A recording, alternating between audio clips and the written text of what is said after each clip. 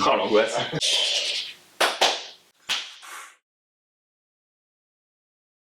Bonjour tout le monde, bienvenue dans notre showroom Exocet à Brest. Aujourd'hui on va vous présenter la nouvelle planche de wing Exocet, nouvelle discipline, donc pour nous nouveau dossier, la free wing donc ici la 5.4 qui va se décliner celle-là elle va se décliner en 3 tailles. Donc 5.4, il y aura une 5.10 au-dessus, une 6.2 encore au-dessus. En termes de volume, la 5.4 on va être sur 90 litres. 5.10 sur 105 litres et 6.2 sur 135 litres. Alors en termes de shape, on va retrouver un petit peu les mêmes éléments sur les 3 planches. En termes sur la carène, donc on va avoir une carène relativement travaillée, hein, un peu donc avec des gros chanfreins au niveau des rails, donc pour que les touchettes, éviter que la planche elle parte un petit peu à droite à gauche, avoir énormément de contrôle.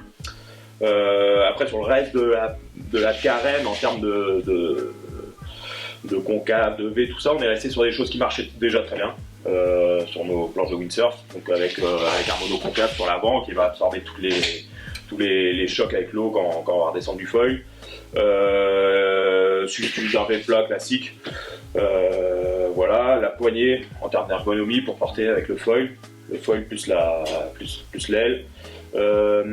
Pareil, des boîtiers double rail US, donc un standard qui aujourd'hui sur la pratique du wing, double rail US qui est assez long pour permettre en fait une grosse capacité de réglage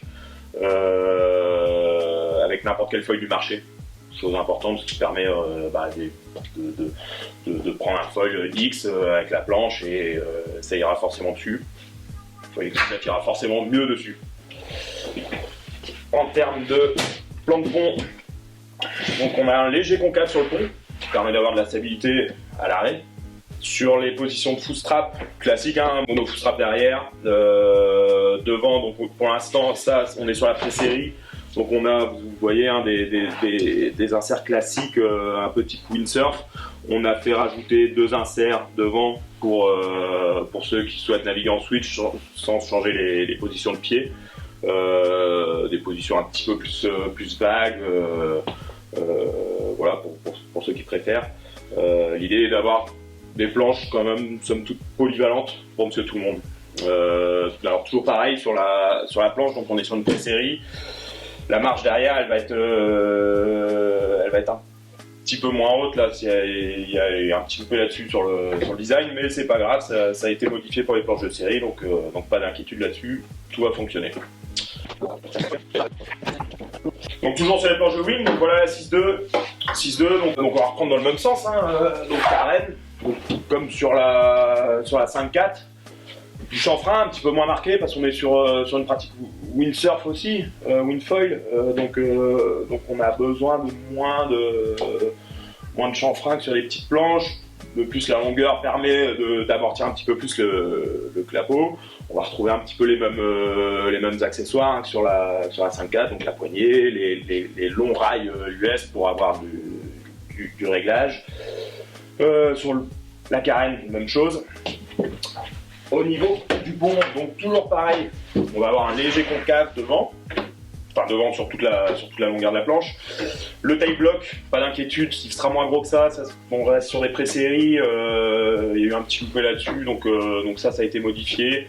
Petit rail de pied de mât pour la pratique windsurf, voilà, donc on voit, hein, la planche, on a de l'épaisseur, on est sur une planche qui fait 1m90 en longueur, donc 6.2 pardon, et beaucoup d'épaisseur pour avoir les 135 litres, donc voilà, toujours pour porter sur des gros gabarits, pour apprendre à avoir de la stabilité ou pour faire le subfoil, ça va être parfait pour ça. Donc voilà pour les planches de wing, que dire de plus, ça va être top. Merci. Ouais, de rien. Merci, au revoir. C'est bon. Ça marche, hein? Ouais. C'est beau? Ouais, c'est beau. Alors toujours sur la partie windfoil, Exocet, donc un nouveau foil dédié wing, donc dans les tendances de ce qui se fait actuellement, donc foil avec un fuselage en aluminium, mât 75 cm. Donc ça après, c'est modulable, hein. On peut avoir des mâts, on les propose aussi en 85 sur le Fusion Wind. Une aile devant, 1600 cm². Voilà, l'idée d'avoir de la portance, de la facilité, quelque chose qui dès que la planche avance un tout petit peu puisse porter. Ultra stable, hein. On peut voir, hein, il y a une bonne envergure, ce qui amène vraiment de la stabilité en longitudinale. Un stabilisateur de 280 cm², donc qui est standard aussi avec le Fusion Wind, et un fuselage de 65 cm. Le tout avec une platine, donc pour aller forcément dans le double rail US des planches de wing. Voilà. Donc l'idée, quelque chose de simple, accessible, que ce soit en performance ou en prix, et surtout tout est amovible, tout est interchangeable d'un foil à l'autre, donc du windsurf au wing, et c'est un foil qui va pouvoir être utilisé aussi en subfoil, donc avec la fameuse Freewing 6.2. Donc tous les foils sont équipés de vis en M8 qui vont tous se visser avec une clé qui est fournie en Torx. Donc voilà, on va avoir toutes les vis qui vont être standards, donc ça permet d'éviter d'avoir X clés, X outils pour visser son foil.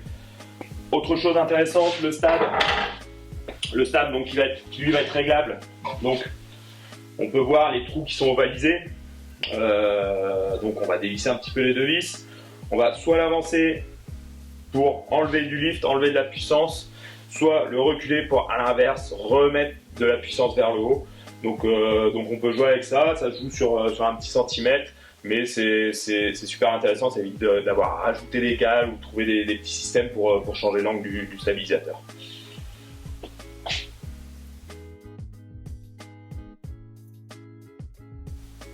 On passe au Windfoil, nouveau Fusion Alu. Donc nous on a intégré le Fusion Alu l'année dernière chez Exocet.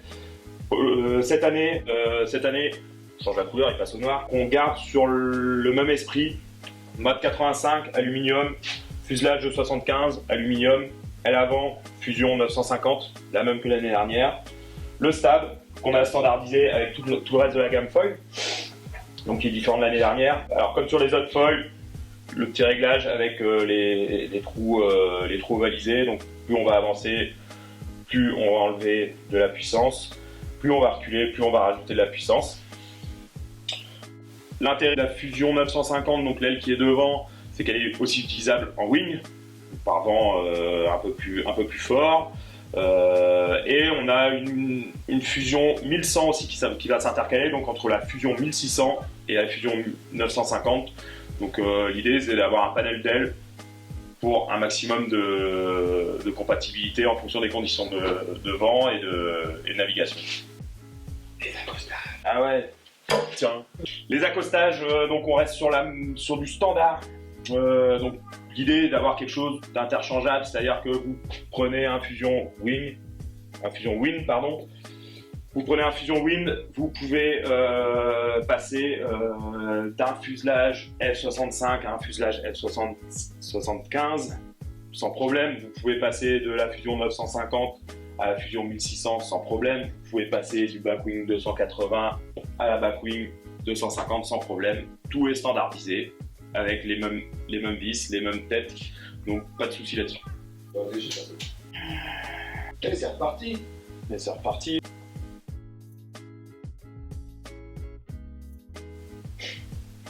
Ok, toujours dans le showroom Exocet, toujours sur le Windfoil. Le nouveau slalom, donc slalom T700. Pourquoi T700? Parce qu'on va avoir un mât standard qui va être fait en deux constructions. Une construction T700 carbone standard et une construction M40J, donc un carbone haut de gamme qui va gagner énormément en rigidité, donc en contrôle.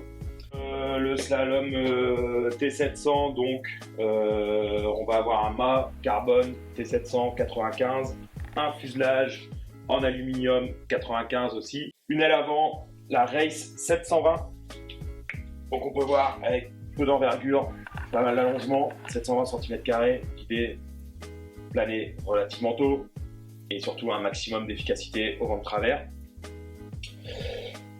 Le stabilisateur, donc backwing, 250 cm² cette fois-ci, donc plus petit que sur les fusions. Pourquoi plus petit? Parce qu'on écarte les ailes, donc on a besoin de moins de puissance pour équilibrer le tout. Donc ce qui fait qu'on enlève aussi de la traînée, ce qui va aller forcément plus vite. Toujours pareil, ce petit système de réglage sur le stabilisateur. Donc plus on va avancer, plus on va enlever de la puissance, plus on va reculer, plus on va rajouter de la puissance. L'idée est toujours pareil, hein, donc un petit centimètre au niveau des vis qui permet d'avancer ou de reculer.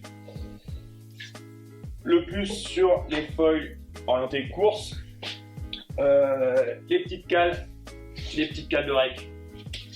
Donc il y en a 4 qui sont fournies dans chaque feuille. Avec chaque feuille, on va avoir 2 de 0,75 degrés, 2 de 0,25 degrés. Donc des cales qui vont être scarfées. Donc on va avoir une partie arrière qui va être beaucoup plus fine que la partie avant, donc qui va nous donner un angle. Ces cales vont s'intercaler entre la carène et la platine du foil. On va les intercaler comme ça, on va en mettre plus ou moins suivant la nécessité de lever ou pas le nez de la planche. Ce qu'on a tendance à faire en slalom, c'est d'en mettre plutôt pas mal pour lever le nez de la planche, qui va permettre à la planche d'avoir un angle de retomber lorsqu'elle va toucher, le nez va être plus élevé, donc la planche va rebondir tout de suite. Si on n'en met pas assez, et que le nez de la planche est trop bas, quand on va venir toucher, la planche va venir se coller à l'eau, se scotcher dans l'eau.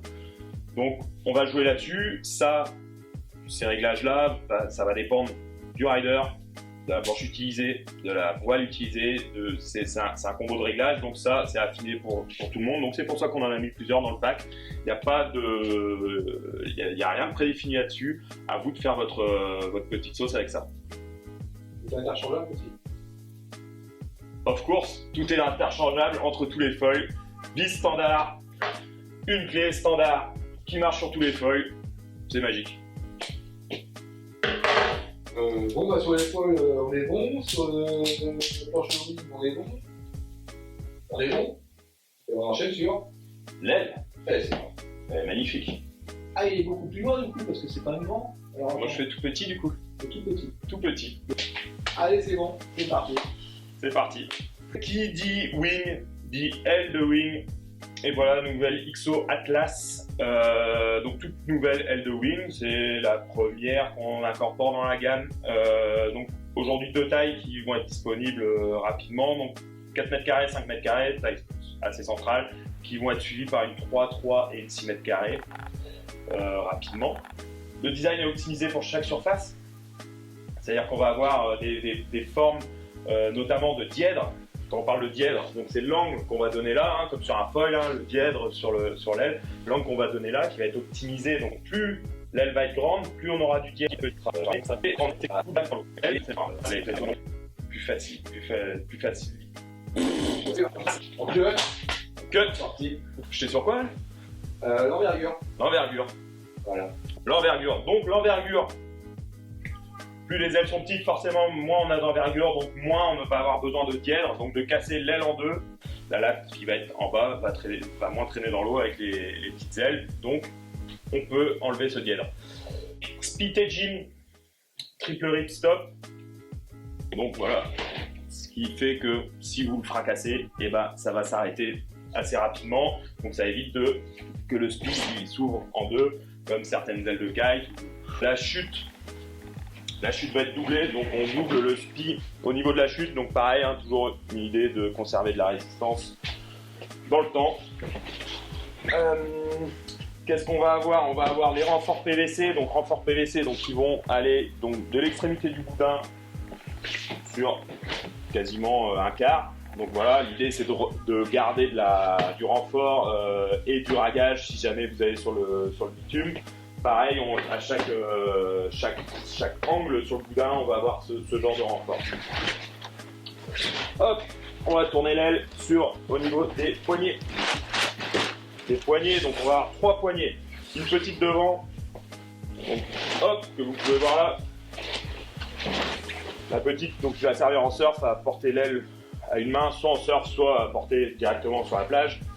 Et Deux plus longues poignées au niveau du boulin, au niveau de la latte centrale, pour placer les mains où on veut, donc avoir plus ou moins de puissance suivant si on avance ou on recule, ou pour les tricks aussi de savoir où on va placer les mains.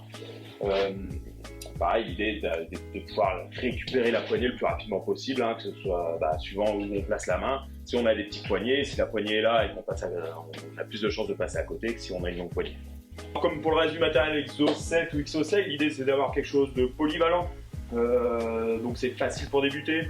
Nous ici on a débuté avec, mais d'avoir aussi quelque chose qui dans le temps va être très progressif, donc si vous voulez vous mettre à faire des tricks, à débouler, voilà, elle va suivre sans problème. La seule limite c'est nous. Pas grand chose à dire de plus si ce n'est que allez à l'eau essayer ça, c'est le top. Exactement, c'est beau. Plus d'infos sur exo7-original.com, tout le matos y est. Eh, c'est beau. Merci Damien.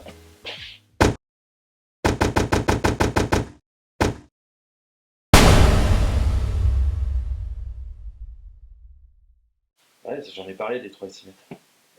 Ouais. Ah mais toi, dis pas à moi mon métier.